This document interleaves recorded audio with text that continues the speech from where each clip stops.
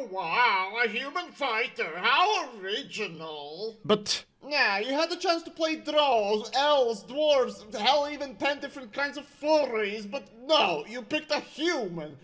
And a fighter? you know what, screw it, I'm John Doe and I love this game.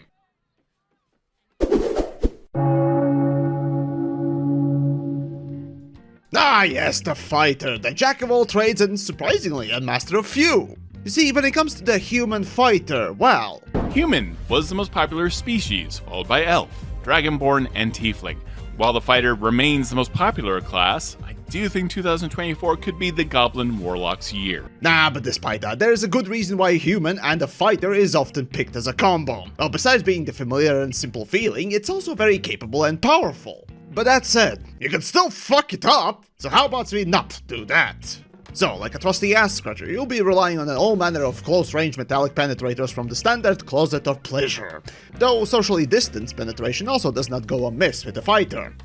Get it? But setting shitty puns and jokes aside, any kind of martial weapon will work, and so will your skills. Now, unlike all the other classes, Fighter is the only one who gets to pick another feat from the list at the level 6, which kinda tips the hand of the class. Like an impressionable child chugging bleach, it's a blank page. Now go make your own class! Oh, and here are a few minor unique things. Now fuck off! Now, being basically a soldier, you can wear all kinds of things, in fact, all the things. So, the best way not to fuck up a fighter is picking a role. So, sword and shield with big armor makes a tank, longbow and leather makes a sneaky boy sniper, and greatsword and chainmail make a horde disappear.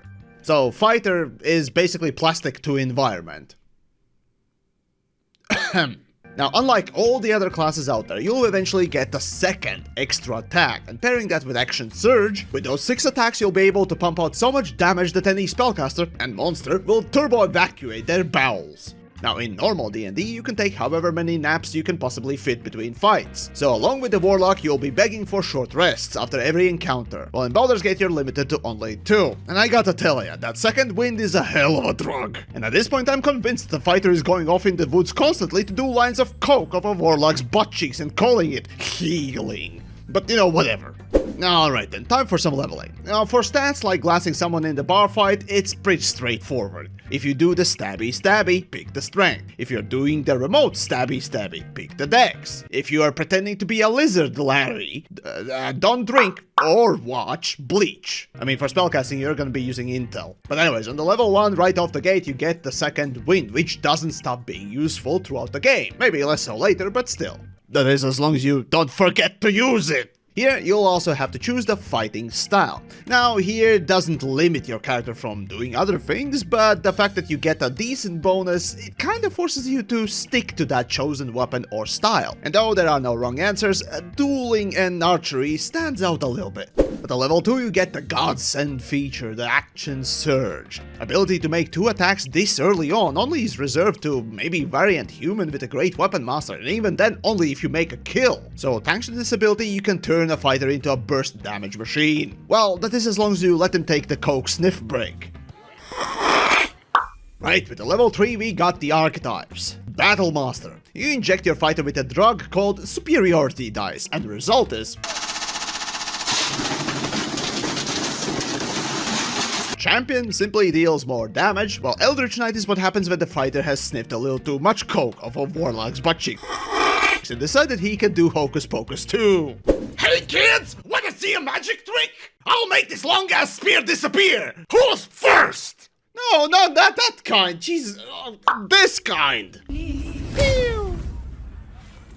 Basically, Battlemaster gains a variety of maneuvers, bonus moves, or straight damage, with a few effects that adds variety and combat versatility. Here, riposte, menacing, and precision attacks are fan favorites. While Champion, well, it's self-explanatory, but in Baldur's Gate, thanks to a few nice items, you can make it so that you start critting from 15. I shit you not.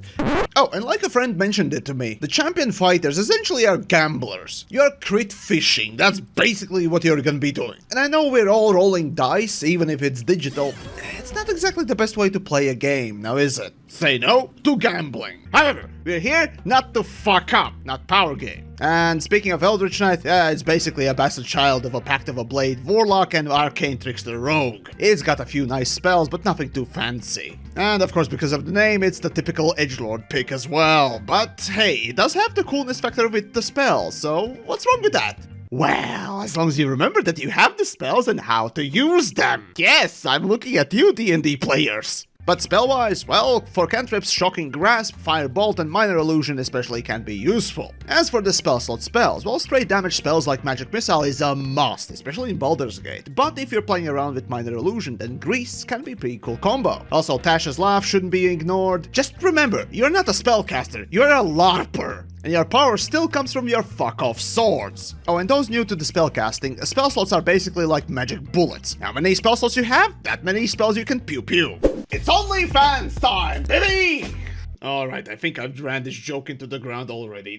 Moving on. Anyways, you'll rely on feats to do the flavoring of this bland soup we're calling a fighter. Being mainly melee class, a typical choice of Great Weapon Master is at the top of the pile. However, unlike with Barbarian, unless you're playing Battle Master with a precision strike maneuver, you'll probably have some trouble landing those hits. Instead, perhaps Tavern Brawler could help for a ranged version, the broken crap that it is in Baldur's Gate, or Lucky 2 could be a good boon. However, avoid at all costs dual wielding, because obviously from fighting style you can get the same thing. And of course Bowmaster and Sentinel rear their heads. As for the Eldritch Crack Fiend, Warcaster and Spell Sniper are solid picks, while for the archers in the room, Sharpshooter is a solid pick. Like I said, this class more than any is extremely versatile, and so diverse it's about to be hired by a modern corporation.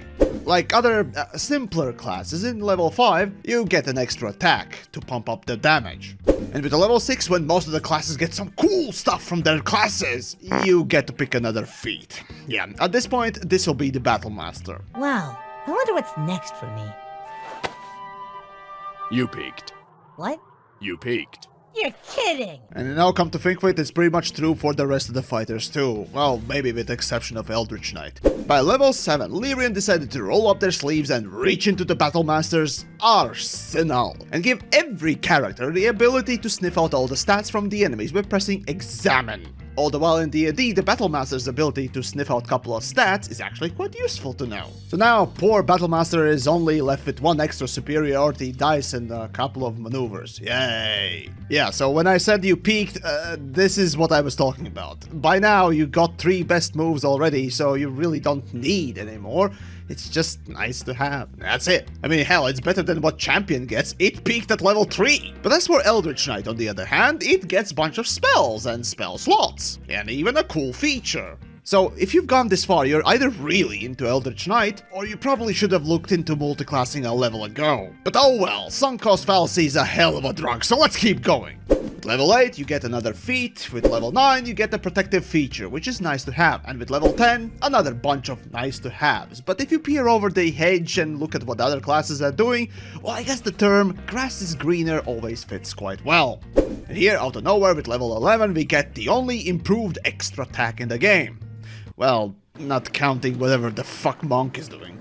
3 attacks per action creates 6 total attacks with Action Surge, resulting in some amazing burst damage, and that's not counting the speed potions. Now, to put it in perspective, with Battle Master, the damage minimum you can get is 65 if every hit lands, and it goes up to 150, not counting any special weapons or crits. And with level 12, we finish with a simple feat or stat improvement. That's it.